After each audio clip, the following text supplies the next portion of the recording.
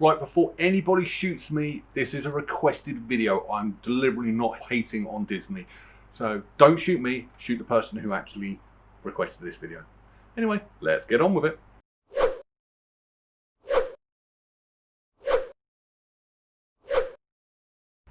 The Lion King is a 1994 American animated musical drama film produced by Walt Disney Feature Animation and released by Walt Disney Pictures. It is the 32nd Disney animated feature film and the 5th animated film produced during a period known as the Disney Renaissance. The Lion King tells the story of Simba, Swahili for lion, a young lion who is to succeed his father Mufasa as the king of the Pride Lands. However, as Simba's paternal uncle Scar murders Mufasa, Simba is manipulated into thinking he was responsible and flees into exile. After growing up in the company of the carefree outcasts Timon and Pumbaa, Simba receives valuable perspective from his childhood friend Nala and his shaman Rafiki, before returning to challenge Scar to end his tyranny and take his place in the Circle of Life as the rightful king. Upon its release, The Lion King actually was met with such great critical acclaim. Everybody loved it. It had fantastic reviews. But as I say on this channel, there's no such thing as a perfect film. So I'm going to do the impossible and I'm going to discuss 10 things that can make The Lion King better. So like normal, like every YouTuber does, hit one of these 3 buttons to help me out a little bit. That would be fantastic. This video has been requested by a YouTuber by the name of Kitty the Cockatoo, who is a gaming channel who is actually just building a community of gamers to play together. And so if you're not happy with the fact that I'm saying there are things wrong with Lion King, go and blame her. But other than that, normally I do a spoiler warning, but I'm not this week because if you've not seen this film, why not? It's awesome, but it could be better. And now I'm going to tell you why. Number 10, Simba or Kimba? It's quite common knowledge that this film is based on William Shakespeare's Hamlet. It also does take some references to a couple of biblical stories, mainly Joseph and Moses. It is also rumoured to be based on something else. In the 60s in Japan, there was an anime called Jungle Emperor, or as it was known in the West, Kimba the White Lion. The story goes, Kimba is a white lion trying to get home to reclaim his throne and bring peace to his home. Does that sound familiar? Well, there was no actual legal action and both parties say they didn't know anything about each other, but I'll leave it up to you to decide whether Disney stole that idea. Number 9, Clouds of Africa. The amount of clouds in this film is unbelievable. It probably would have taken a lot longer to draw all these clouds rather than just having clear blue skies. And it's also quite unrealistic. In fact, the only times the African savannah actually gets clouds is during the rainy season. Other than that, most of the time it's clear blue skies all the time.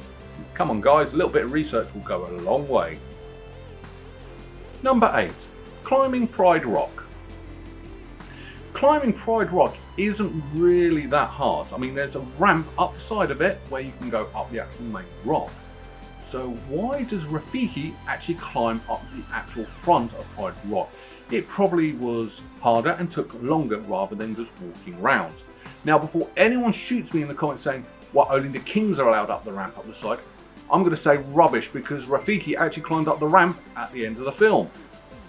Why? Number 7, Scar's name. Was Scar and Mufasa's parents that evil that they called their kid Scar? I mean, did it pop out and it has the scar on its eye straight away and they thought, let's call him Scar? Or did they call him Scar and get the scar later? Or did they give him the scar? Either way, their parents are evil people. All lions in this case. Number 6, different versions. Right, I'm not actually on about the photorealistic version of the film that came out, but I'm on about the actual original animated version. There is actually 3 different versions of this film. There's the original, and then there was the 2011 re-edition, and then there was the 2018 Diamond Edition. And what makes it weird is most of it is like general cleaning up of the animation, getting the SFX sign, which everyone thought said SEX, and little just cleanups on the animation. But there's one thing that really bugged me, and it took me ages to work out that this was wrong, so much so I did go away and research it, is the song The Morning Report. The Morning Report was not in the original theatrical version. In fact, it was actually written for the stage play in 1997. and then got added into DVD releases later on. So they got Rowan Atkinson back to actually sing this song, but then they took it away again for another version, and then they brought it back, and then they took it away again. In fact, the Disney version that's on Disney Plus, which I actually watched to review this film, it's not on there, and it's always bugged me. Hang on, isn't there supposed to be a song there? And why can't they? If they're going to improve like little things, I can understand. But adding and then removing a complete different song, no, that's just make things difficult. Number 5, missing Scar. I'm not actually on about the villain. In fact, I'm on about a different character. When Simba and Nala are being chased through the elephant's graveyard by the hyenas, Simba takes a swipe at Banzai and leaves 3 deep cuts on his face, which then disappear. They're not in the rest of the film. Cuts of that would have left scars for the rest of his life. They would be there from the beginning, from that moment to the end of the film, and yet they're missing.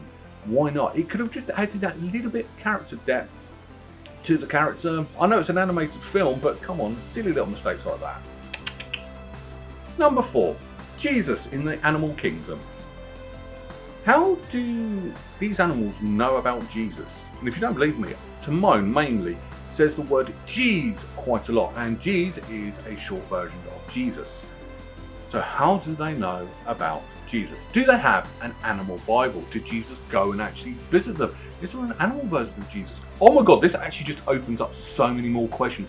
Do these animals have religion and they have their own version of God and Jesus? I don't know. It's quite weird, but why all do they all say Jeez when something goes wrong?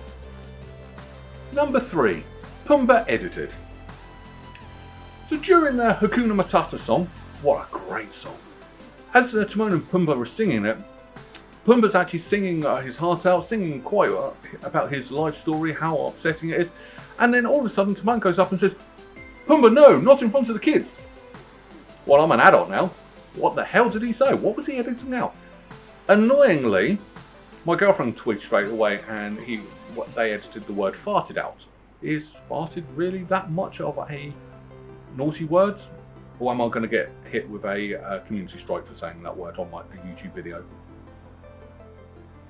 Number 2, Nala's parents.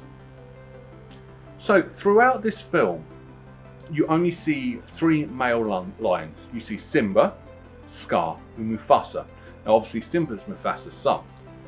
But so who is Nala's parents? Well, who's her father at least, because her mother is shown. You know, the only male adult lions are Mufasa and Scar. And as Simba ends up with Nala, that would mean she's either his sister or his cousin. Jeez, the animal kingdom is weird. Number 1, cleaners. So at the end of this film, after the Battle of Pride Rock, there are bodies everywhere. There are bones absolutely everywhere. You can see that the hyenas have eaten everything, but the battle's won. And then it fades to a new season where everything's lush and green and all the herds have come back. But who did all the cleaning? Where did all these bones go? Now, normally in the animal kingdom, they're just left there to rot and turn into the grass. But that would have taken ages, that would have taken years. Who actually cleaned up? Good question. Final thoughts. Okay, yes, I'll be the first to admit it. I am nitpicking with this film. But how could you not? I mean, this film is fantastic. It is designed for people of all ages. I've said it before, I live with my girlfriend and her 11-year-old daughter. And when we came to watch this film in review, it was just me and my girlfriend.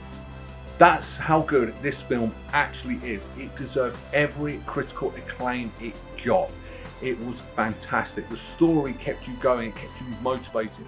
It was heartbreaking, it was funny. It ticked every box to make a good film. It won 2 Oscars, one for Best Original Score and one for Best Song. And it was fully deserved. It was a shame it never got nominated for Best Picture. I do think it would have lost out to Forrest Gump, but it still should have at least got the nomination.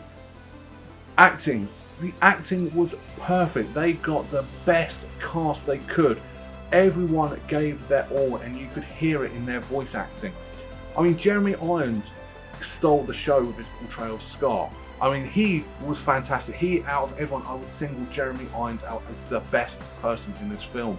And that's not an easy task when you've got the master of voiceover, James Earl Jones, and you've got the, I don't know how to describe it, Whoopi Goldberg, who literally is larger than life.